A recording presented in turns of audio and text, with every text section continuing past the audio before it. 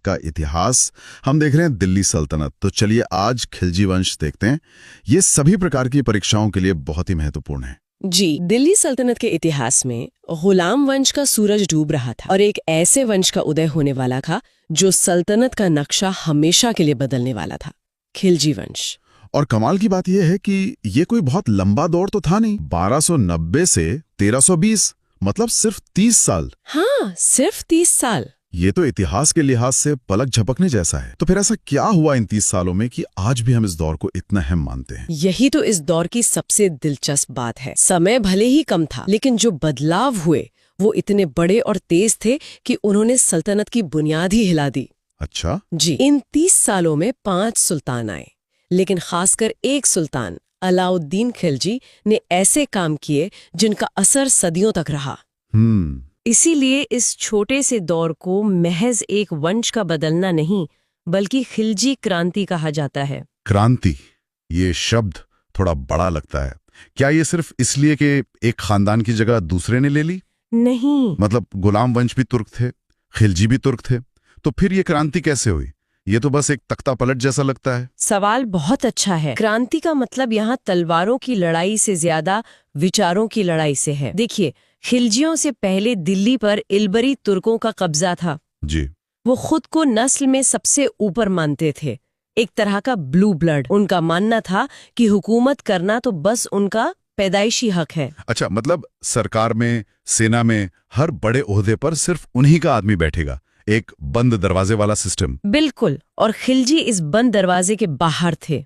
उन्हें ऊंची नस्ल का नहीं माना जाता था? नहीं, उन्हें दूसरे दर्जे का तुर्क समझा जाता था। तो जब जलालुद्दीन खिलजी ने तख्त पर कब्जा किया, तो ये सिर्फ एक राजा का बदलना नहीं था। तो ये क्या था? ये इस विचार का टूटना था कि हुकूमत करने के लिए किसी खास खानदान में पैदा होना जरूरी है। ये एक ऐलान था कि अब ताकत और काबिलियत से सल्तनत चलेगी, खानदान से नहीं। मैं सोच सकता हूँ उस जमाने के लिए ये तो एक बहुत बड़ा भूचाल रहा होगा। बहुत बड़ा।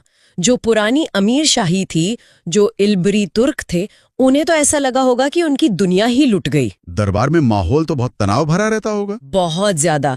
खिलजियों का आना एक तरह से उस पुरानी सल्तनत के ग्लास सीलिंग को तोड़ने जैसा था। और इसी सिलसिले में इतिहासकार मोहम्मद हबीब एक और दिलचस्प बात कहते हैं। क्या? वो तुर्कों के शुरुआती दौर को नगरीय क्रांति कहते हैं, लेकिन अलाउद्दीन के दौर को ग्रामीण क्रांति भी कहते हैं। नगरीय और ग्रामीण क्रांति, दोनों में क्या फर्क है? ये सुनने में थोड़ा अकादमिक लग रहा है। इसे आसान भाषा में समझते हैं। जब तुर्क शुरू में भारत आए तो उन्होंने बड़े बड़े शहरों पर कब्जा किया। हाँ। उनका सारा ध्यान शहरी केंद्रों, व्यापार के रास्तों और किलों पर था। सत्ता का केंद्र शहर थे, इसलिए हबीब साहब ने उसे नगरीय क्रांति कहा। गांव का जीवन मतलब कमोबेश वैसा ही चलता रहा। ठीक है, ये समझ आया। तो फिर ग्रामीण क्रांति क्या थी? ग्रामीण क्रांति आई अलाउद्दीन खिलजी के साथ। उसने जो जमीन के और बाजार के सुधार किए, वो सीधे गांव की अर्थव्यवस्था की जड़ों तक पहुंचे। अच्छा, कैसे? उसने पहली बार जमीन की पैमाइश करवाई, टैक्स का सिस्टम बदला और गांव के जो मुखिया और जमींदार थे उनकी ताकत को कम किया। मतलब सल्तनत का कानून पहली बार इतने बड़े पैमाने पर सीधे किसान तक पहुंचा। बिल्कुल। सत्ता अब सिर्फ दिल्ली के किलों में नहीं, बल्कि देश के हजारों गांवों में महसूस की जा रही थी। इसीलिए इसे ग्रामीण क्रांति कहा गया। वाह, मतलब सत्ता की पकड़ जमीनी स्तर तक पहुंच गई। कमाल है। तो इस पूरी क्रांति की शुरुआत करने वाले शख्स पर आते हैं, जलालुद्दीन फिरोज खिलजी। जी, एक आम सैनिक से सुल्तान बनने तक का सफर, ये कैसे तय हुआ? जलालुद्दीन की कहानी मेहनत और मौके की कहानी है। उसने अपना करियर बलबन के दौर में एक मामूली सिपाही के तौर पर शुरू किया था। एक सिपाही से? हाँ, लेकिन उसमें एक असाधारण सैन्य प्रतिभा थी। उस वक्त सल्तनत पर सबसे बड़ा खतरा मंगोलों का था और जलालुद्दीन मंगोलों के खिलाफ एक दीवार बनकर खड़ा हो गया। उसने मंगोलों से लड़ाई की? उसने कई बार मंगोलों को बुरी तरह हराया और उसकी ये जीतें ही उसकी तरक्की की सीढ़ी बनी। तो उसकी काबिलियत ने उसे दरबार की नजरों में ला दिया। जी, लेकिन उसका असली राजनीतिक उदय हुआ गुलाम वंश के आखिरी सुल्तान कैकुबात के समय में। अच्छा। उसे सर ए जहांदार का पद मिला, जिसका मतलब है शाही अंगरक्षकों का प्रमुख। शाही अंगरक्षकों का प्रमुख, ये तो सुल्तान का सबसे करीबी आदमी होता होगा। परछाई की तरह। सल्तनत की सबसे बड़ी ताकत की सुरक्षा की जिम्मेदारी। मतलब ये भरोसे का सबसे बड़ा पद था। और जलालुद्दीन जो इल्बिरी तुर्क नहीं था, उसे ये पद मिलना ये तो अपने आप में एक बड़ी राजनीतिक जीत रही होगी। बिल्कुल, ये दिखाता है कि उस वक्त तक जलालुद्दीन कितना ताकतवर हो चुका था। कैकुबाद ने उसे शाइस्ता खां का खिताब भी दिया, लेकिन दरबार अंदर से खोखला हो चुका था, साजिशों का अड्डा था। जलालुद्दीन ने इसी मौके को पहचाना और सही वक्त आने पर उसने सत्ता अपने हाथ में ले ली। और फिर 1290 में वो सुल्तान बना। लेकिन एक बात जो मुझे हमेशा हैरान करती है वो है उसकी उम्र। राज्याभिषेक के समय वो 70 साल का था। हाँ, 70 साल, दिल्ली सल्तनत के सबसे बुजुर्ग सुल्तानों में से एक। सोचिए, एक इंसान जो अपनी पूरी जिंदगी जंग के मैदानों में गुजार चुका हो, उसे बुढ़ापे में सल्तनत का ताज मिले। शायद यही वजह थी कि उसकी नीतियां दिल्ली के मिजाज से बहुत अलग थीं। आप उसकी अहस्तक्षेप की नीति की बात कर रही हैं? जी, वो सख्त सजा देने से बचता था। मतलब? दिल्ली की गद्दी खून की प्यासी मानी जाती थी, लेकिन जलालुद्दीन कहता था कि मैं एक बूढ़ा मुसलमान हूँ और अब और मुसलमानों का खून नहीं बहाना चाहता। विद्रोहियों को भी माफ कर देता था? हाँ, विद्रोहियों तक को आसानी से माफ कर दिया। चोर डाकुओं को तो सजा देने की बजाय नाव में बिठाकर सल्तनत से बाहर भिजवा दिया। ये तो बहुत ही अजीब बात है उस दौर के हिसाब से। क्या इसे उसकी रहमदिली माना जाए या फिर ये एक राजनीतिक मजबूरी थी? ये एक बहुत बड़ा सवाल है। शायद वो जानता था कि उसका सपोर्ट बेस कमजोर है और वो ताकतवर अमीरों से पंगा नहीं ले सकता। बिल्कुल, इतिहासकार इस पर बटे हुए हैं। कुछ इसे उसकी उदारता मानते हैं तो कई इसे उसकी कमजोरी या राजनीतिक यथार्थवाद कहते हैं। वो शायद जानता था कि 70 साल की उम्र में वो एक और खूनी जंग का जोखिम नहीं उठा सकता। और दरबार के लोगों को ये पसंद नहीं आया होगा। नहीं, खासकर उसके अपने भतीजे अलाउद्दीन को सुल्तान की ये रहमदिली एक कमजोरी लगती थी। तो उसके दौर में बड़ी घटनाएं क्या हुई? मंगोलों का खतरा तो टला नहीं होगा? नहीं, बिल्कुल नहीं। 1292 में अब्दुल्ला नाम के मंगोल सरदार ने एक बड़ा हमला किया। जलालुद्दीन ने खुद सेना की कमान संभाली और मंगोलों को हरा दिया। अच्छा। वाह, वो ज्यादा महत्वपूर्ण था। आप चंगेज खान के पोते उलू खान के भारत आने की बात कर रही हैं? जी, लड़ाई के बाद उलू खान अपने करीब 4000 समर्थकों के साथ भारत में ही बस गया। भारत में बस गया? हाँ, इन सब ने इस्लाम कबूल कर लिया और दिल्ली के पास ही रहने लगे। इन्हीं को इतिहास में नवीन मुसलमान कहा गया। ये तो एक बहुत बड़ा दाव था। एक तरफ आपके पास हजारों लड़ाके हैं, लेकिन दूसरी तरफ इनकी वफादारी तो हमेशा शक के घेरे में रहेगी। सही कहा आपने। ये तो राजधानी के दरवाजे पर एक टाइम बॉम्ब रखने जैसा था। और बाद में ऐसा हुआ भी होगा? हाँ, अलाउद्दीन के समय में इन्हीं नवीन मुसलमानों ने काफी मुश्किलें भी पैदा की, लेकिन जलालुद्दीन के दौर की जो सबसे बड़ी और शायद सबसे विनाशकारी घटना थी वो दक्षिण भारत में हुई। हाँ, अब तक दिल्ली सल्तनत की नजर उत्तर भारत पर ही थी। दक्षिण तो एक अलग दुनिया थी। देवगिरी, जो आज महाराष्ट्र में है, वहाँ के यादव राजा रामचंद्र पर हमला हुआ। ये तो दक्षिण भारत पर पहला बड़ा मुस्लिम आक्रमण था। जी, और इस हमले का हीरो या कहें विलन कोई और नहीं बल्कि जलालुद्दीन का अपना भतीजा और दामाद अलाउद्दीन खिलजी था। तो यहीं से अलाउद्दीन का सितारा चमकना शुरू होता है। लेकिन क्या यह हमला सुल्तान के आदेश पर हुआ था? नहीं, यही तो कहानी में मोड़ आता है। तो अलाउद्दीन जो उस वक्त कड़ा मानिकपुर का सूबेदार था, बहुत महत्वाकांक्षी था। उसने सुल्तान से बिना पूछे चोरी छिपे देवगिरी पर हमला करने की योजना बनाई। ये तो बहुत बड़ा जुआ था। अगर वो हार जाता तो उसका सिर कलम कर दिया जाता। लेकिन वो जीत गया।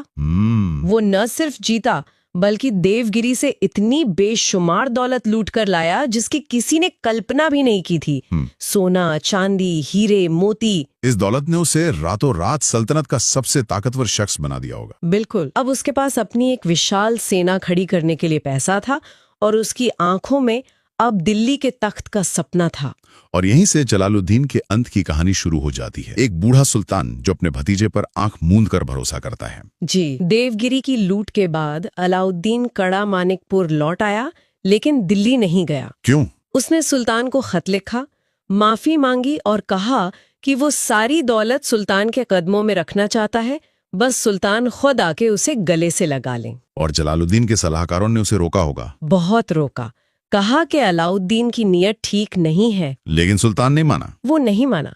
जुलाई 1296 में 70 साल का बूढ़ा सुल्तान अपने भतीजे पर भरोसा करके कुछ ही लोगों के साथ गंगा नदी पार करके उससे मिलने कड़ा मानिकपुर पहुंचा। ये तो किसी नाटक का अंतिम दृश्य लगता है। और इसका अंत भी उतना ही नाटकीय और क्रूर था। अलाउद्दीन ने स्वागत का नाटक किया और फिर जैसे ही निहत्थे सुल्तान जलालुद्दीन ने उसे गले लगाने के लिए हाथ आगे बढ़ाए, अलाउद्दीन ने इशारा किया और उसके छिपे हुए सैनिकों ने सुल्तान पर हमला कर दिया। ओहो! एक सैनिक ने तलवार का पहला वार किया और फिर अलाउद्दीन ने खुद आगे बढ़कर अपने चाचा और ससुर का काम तमाम कर दिया। उस बहती गंगा के किनारे धोखे से की गई इस क्रूर हत्या के साथ ही जलालुद्दीन का 6 साल का नरम शासन खत्म हो गया और खिलजी क्रांति का पहला अध्याय समाप्त हुआ। जी, और अलाउद्दीन खिलजी के रूप में एक ऐसा अध्याय शुरू होने वाला था जो कहीं ज्यादा खूनी, ज्यादा ताकतवर और ज्यादा नाटकीय था। दिल्ली का तख्त अब एक ऐसे सुल्तान के हाथ में था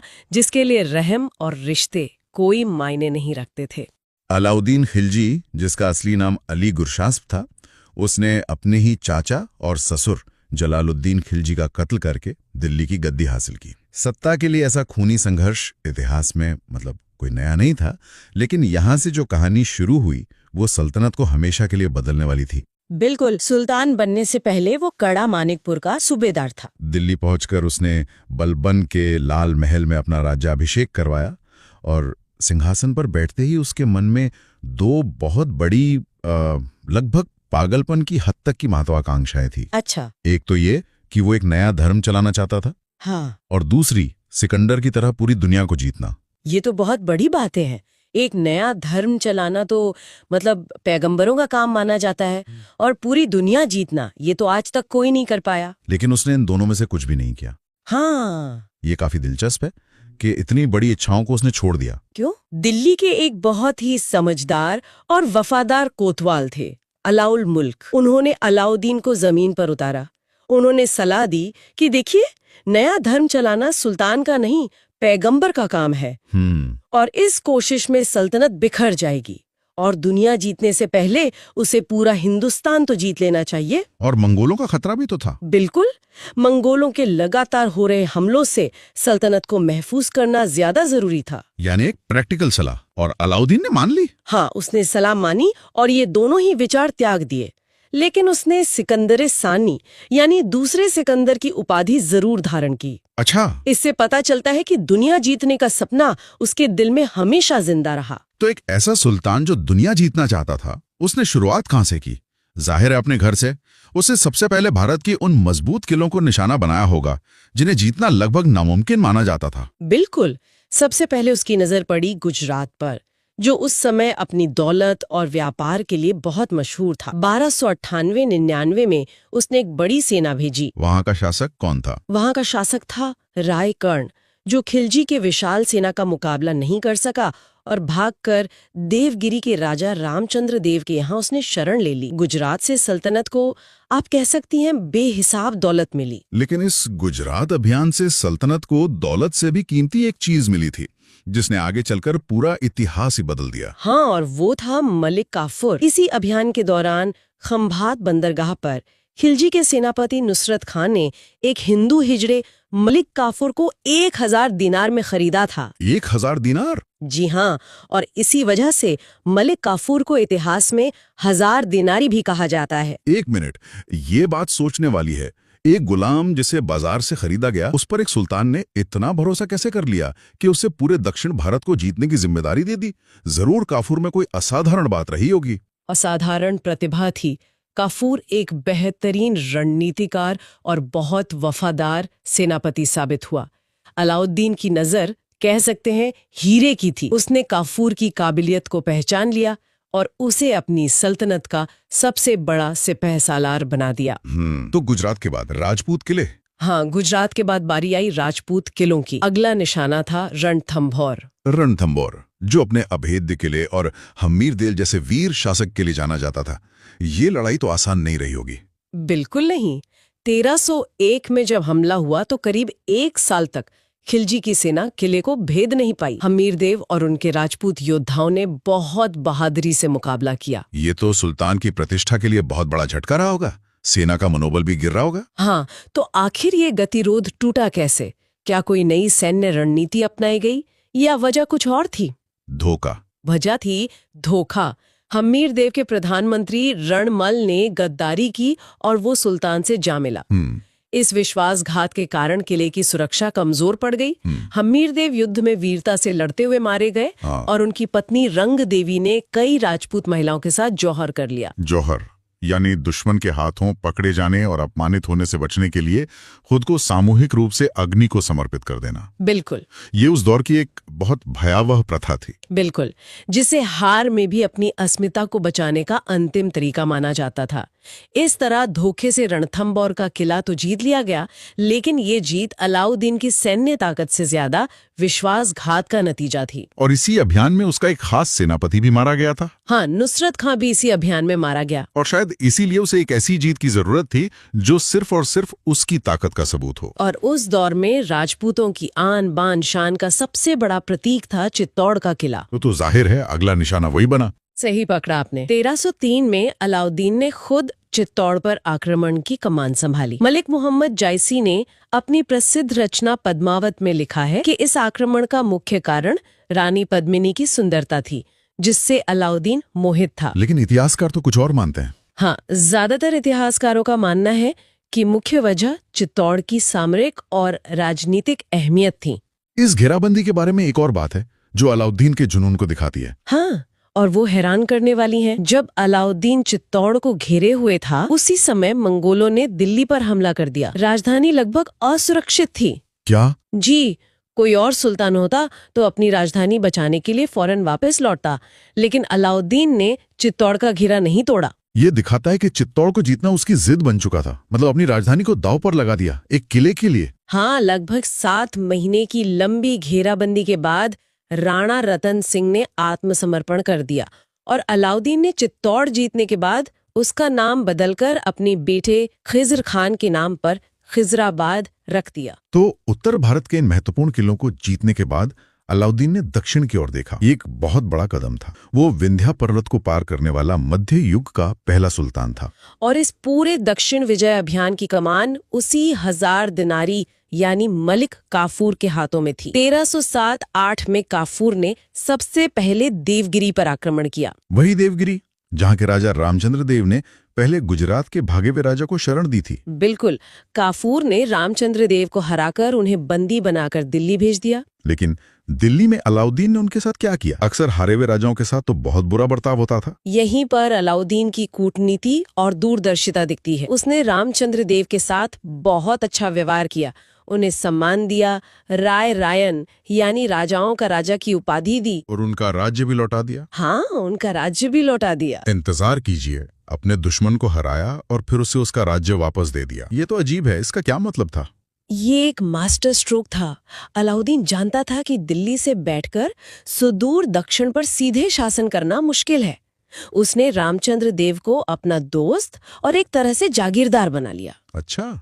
इस व्यवहार से रामचंद्र देव इतने प्रभावित हुए कि उन्होंने फिर कभी दिल्ली सल्तनत के खिलाफ विद्रोह नहीं किया और आगे के दक्षिण अभियानों में सल्तनत की मदद भी की। सही कहा।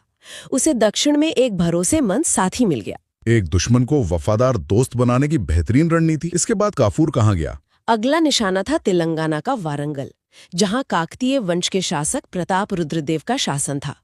1309 में काफूर ने वारंगल के किले को घेर लिया। प्रताप रुद्रदेव ने कुछ समय तक सामना किया, लेकिन जल्द ही उन्हें समझ आ गया कि जीतना नामुमकिन है। उन्होंने आत्मसमर्पण कर दिया और सुल्तान की अधीनता स्वीकार कर ली। और इसी मौके पर वो ऐतिहासिक घटना हुई जिसका जिक्र आज तक होता है, कोहिनूर हीरा। बिल्कुल, इसी आत्मसमर्पण के दौरान प्रताप रुद्रदेव ने अपनी एक सोने की मूर्ति बनवाई, उसके गले में जंजीर डाली, एक प्रतीक के तौर पर। हाँ, और साथ में विश्व प्रसिद्ध कोहिनूर हीरा मलिक काफूर को सौंपा। ये इस बात का प्रतीक था कि वो सुल्तान के अधीन है। इस तरह कोहिनूर हीरा पहली बार दिल्ली सल्तनत के खजाने में पहुंचा। और सुदूर दक्षिण में क्या हुआ, भारत के आखिरी छोर पर? 1311 में काफूर पांड्य राज्य पहुंचा, जो उस समय भारत के सबसे दक्षिणी छोर पर था। वहां की स्थिति बहुत दिलचस्प थी। 2 भाइयों सुंदर पांड्य और वीर पांड्य के बीच सिंहासन के लिए गृहयुद्ध चल रहा था। और सल्तनत ने हमेशा ऐसी फूट का फायदा उठाया है। सही कहा। सुंदर पांड्य ने अपने भाई के खिलाफ सुल्तान से मदद मांगी। काफूर के लिए ये एक सुनहरा मौका था। उसने मौके का फायदा उठाकर राजधानी मदुरै पर कब्जा कर लिया। उसने वहां के प्रसिद्ध मंदिरों में भारी लूटपाट की और कहा जाता है कि वो इतनी दौलत लेकर दिल्ली लौटा जितनी पहले किसी भी अभियान से नहीं लाई गई थी। एक साम्राज्य को जीतना एक बात है और उसे चलाना, उसे संभालना बिल्कुल दूसरी। अलाउद्दीन खिलजी सिर्फ एक विजेता ही नहीं बल्कि अपने प्रशासनिक सुधारों के लिए भी जाना जाता है। ये वो सुधार थे जिन्होंने सल्तनत का ढांचा ही बदल दिया। बिल्कुल, और उसके सुधार क्रांतिकारी थे। वो दिल्ली का पहला ऐसा सुल्तान था जिसने धर्म पर राज्य का नियंत्रण स्थापित किया। उसने साफ तौर पर उलेमा वर्ग के राजनीतिक दखल को खारिज कर दिया। एक मिनट, उलेमा वर्ग यानी उस समय के सबसे शक्तिशाली धार्मिक नेता और इस्लामिक कानून के जानकार। जी, तो वो एक तरह से उन्हें कह रहा था कि आप लोग धर्म के मामलों तक सीमित रहें, सल्तनत कैसे चलेगी ये मैं तय करूंगा। ये तो बहुत बड़ी और हिम्मत वाली बात थी। बहुत बड़ी बात। उसने ऐलान किया कि वो नहीं जानता कि शरीयत में क्या जायज है और क्या नाजायज, लेकिन वो वही करता है जो राज्य के हित में होता है। ये धर्म और राजनीति को अलग करने की दिशा में एक बहुत बड़ा कदम था। और सैन्य सुधार, इतनी बड़ी विजय बिना एक मजबूत और वफादार सेना के तो संभव नहीं थे। उसने सल्तनत की सैन्य व्यवस्था को पूरी तरह बदल दिया। वो पहला सुल्तान था जिसने एक स्थायी सेना की व्यवस्था की, यानी एक ऐसी सेना जो हमेशा युद्ध के लिए तैयार रहती थी और सीधे सुल्तान के प्रति जवाबदेह थी। अच्छा, इससे पहले ऐसा नहीं होता था? नहीं, इससे पहले सैनिक जरूरत पड़ने पर सामंतों द्वारा लाए जाते थे और उनकी वफादारी भी उन्हीं सामंतों से होती थी। और यहीं पर उसका वो सबसे बड़ा बदलाव आता है जिसने सेना का चरित्र ही बदल दिया, नकद वेतन। ये इतना क्रांतिकारी क्यों था? क्योंकि इसने सत्ता के समीकरण को बदल दिया। पहले सैनिकों को जागीर यानी जमीन का टुकड़ा मिलता था। वो जमीन के मालिक यानी सामंत के प्रति वफादार होते थे। हाँ। नकद वेतन का मतलब था कि अब सैनिक की तनख्वाह सीधे दिल्ली के खजाने से आती थी। तो वफादारी सीधे सुल्तान से? बिल्कुल, उसकी वफादारी किसी स्थानीय सामंत से नहीं बल्कि सीधे सुल्तान से थी। इसने पहली बार एक सेंट्रलाइज्ड प्रोफेशनल आर्मी की नींव रखी। सेना में भ्रष्टाचार रोकने के लिए भी उसने कुछ खास किया था जिसके बारे में बहुत चर्चा होती है, दाग और हुलिया प्रथा। हाँ, ये भी उसके नियंत्रण की सोच का हिस्सा था। हुलिया का मतलब था हर सैनिक का पूरा विवरण लिखना, जैसे कद, रंग, चेहरे पे निशान। जी हाँ, ताकि कोई सैनिक अपनी जगह किसी और को युद्ध में न भेज सके। और दाग प्रथा में सेना के घोड़ों पर एक शाही निशान दागा जाता था ताकि अच्छे स्वस्थ घोड़ों को कमजोर घोड़ों से न बदला जा सके। ये सेना में पारदर्शिता और अनुशासन लाने के लिए था। बिल्कुल ठीक है, तो एक विशाल, स्थायी और वफादार सेना तैयार हो गई। लेकिन इसका खर्च, अभियानों का खर्च, सैनिकों का नकद वेतन, ये सब कैसे चलता था? इसके लिए तो खजाना हमेशा भरा रहना चाहिए। बिल्कुल, और इसके लिए उसने कठोर आर्थिक सुधार लागू किए। सबसे पहले उसने जागीरदारी प्रथा लगभग खत्म कर दी और अमीरों और मौलवियों को दान में दी गई ज्यादातर जमीन छीनकर खालसा भूमि यानी सरकारी भूमि में बदल दिया। इसका मतलब हुआ कि अब उस जमीन से होने वाली सारी आय सीधे सुल्तान के खजाने में आने लगी। जी, और कर व्यवस्था में भी उसने बड़े बदलाव किए। वो क्या थे? उसने खालसा भूमि पर लगान की दर बढ़ाकर सीधे 50% कर दी। 50%? हाँ, यानी किसान की उपज का आधा हिस्सा सीधे सल्तनत को जाता था। ये उस समय की सबसे ऊंची दर थी। और दूसरे कर? इसके अलावा गैर मुसलमानों पर जजिया, खराज, गृह कर और यहाँ तक कि चरागाह कर यानी जानवरों को चराने पर भी टैक्स लगाया गया। मकसद साफ था, राज्य की आमदनी को ज्यादा से ज्यादा बढ़ाना, चाहे जैसे भी हो। और अब आते हैं उसकी सबसे प्रसिद्ध और शायद विवादित नीति पर, बाजार नियंत्रण प्रणाली। ये क्या थी और इसे लागू क्यों किया गया? ये तो आज की सरकारों के लिए भी एक चुनौती है। बाजार नियंत्रण प्रणाली अलाउद्दीन के सबसे महत्वाकांक्षी सुधारों में से एक थी।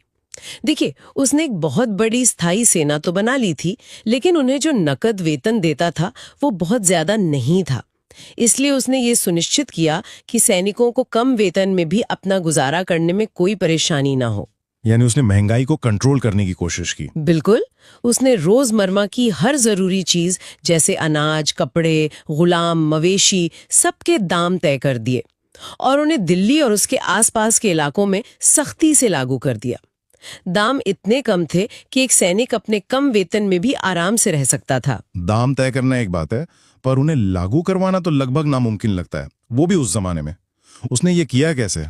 एक बहुत ही सख्त और आप कह सकते हैं क्रूर तंत्र बनाकर बाजार की निगरानी के लिए शहना ए मंडी जैसे अधिकारी नियुक्त किए गए। गुप्तचरों का एक पूरा जाल बिछा दिया गया था जो कीमतों पर और तौल पर नजर रखते थे। और सजा? सजा बहुत भयानक थी। कहा जाता है कि जो भी दुकानदार कम तौलता था उसके शरीर से उतना ही मांस काट लिया जाता था। क्या? जी, इस खौफ की वजह से कोई भी व्यापारी दाम बढ़ाने या धोखाधड़ी करने की हिम्मत नहीं करता था। ये तो बहुत क्रूर है, लेकिन क्या ये सिर्फ डर पैदा करने की नीति थी या ये वाकई में काम करती थे? इतिहासकारों का मानना है कि जब तक अलाउद्दीन जिंदा रहा ये प्रणाली काफी हद तक सफल रही। महंगाई काबू में थी और सेना को कोई शिकायत नहीं थी। इसी वजह से कई लोग उसे सार्वजनिक वितरण प्रणाली का जनक भी कहते हैं। इन सब सुधारों और विजय अभियानों के बीच एक भारी खतरा लगातार उत्तर पश्चिम सीमा पर बना हुआ था, मंगोलों का। ये एक बहुत बड़ी चुनौती थी। सच तो ये है कि भारत पर सबसे ज्यादा और सबसे भयानक मंगोल आक्रमण अलाउद्दीन खिलजी के समय में ही हुए। अच्छा। हाँ, 1297 से 1306 के बीच लगभग 6 बड़े हमले हुए और ये सिर्फ लूटपाट के लिए नहीं थे, बल्कि उनका इरादा दिल्ली पर कब्जा करना था। तो अलाउद्दीन ने इसका सामना कैसे किया जबकि वो अंदरूनी लड़ाइयों में भी उलझा हुआ था? उसने इस खतरे का बहुत ही सफलतापूर्वक सामना किया। उसने मंगोलों से निपटने के लिए एक मजबूत रक्षा नीति अपनाई, पुराने किलों की मरम्मत करवाई, नए किले बनवाए। और उसके सेनापति भी तो बहुत काबिल थे। हाँ, उसके पास जफर खां और मलिक काफूर जैसे काबिल सेनापति थे जिन्होंने मंगोलों को कई बार हराया। लेकिन इस लड़ाई की एक बड़ी कीमत भी चुकानी पड़ी। 1299 के एक भीषण हमले में उसका सबसे बेहतरीन सेनापति जफर खां मारा गया था। जफर खां का तो मंगोलों में इतना खौफ था ना? हाँ, कहा जाता है कि जफर खां का खौफ मंगोलों में इतना था कि अगर उनके घोड़े पानी नहीं पीते थे तो वो कहते थे कि क्या तुमने जफर खां को देख लिया है। उसने एक मजबूत साम्राज्य बनाया, बड़े सुधार किए, बाहरी खतरों से देश को बचाया। लेकिन अक्सर महान शासकों के बाद कमजोर उत्तराधिकारी आते हैं। खिलजी वंश का पतन कैसे हुआ? ये बिल्कुल सही है। 1316 में अलाउद्दीन की मृत्यु के बाद अयोग्य और कमजोर शासक गद्दी पर बैठे। एक आदमी के नियंत्रण पर आधारित पूरी व्यवस्था उसी के साथ खत्म हो गई। उसका एक उत्तराधिकारी था कुतुबुद्दीन मुबारक शाह खिलजी। वो ऐसा पहला सुल्तान था जिसने खुद को खलीफा घोषित कर दिया, जो एक बहुत बड़ी धार्मिक और राजनीतिक घोषणा थी। लेकिन वो शासन चलाने में कैसा था? बिल्कुल नाकाबिल। वो बहुत ही विलासी हो गया और सल्तनत के कामों से उसका ध्यान हट गया। कहा जाता है कि वो दरबार में औरतों के कपड़े पहनकर आने लगा था और उसका व्यवहार बहुत अजीब हो गया था। ये तो सल्तनत के पतन के स्पष्ट संकेत थे। बिल्कुल। मुबारक शाह की हरकतों से अमीर और सेनापति नाराज थे। 1320 में उसकी हत्या करके खुसरो शाह शासक बना, जो कि हिंदू धर्म से परिवर्तित हुआ मुसलमान था। और उसका क्या हुआ? उसे भी दूसरे तुर्क अमीर स्वीकार नहीं कर पाए।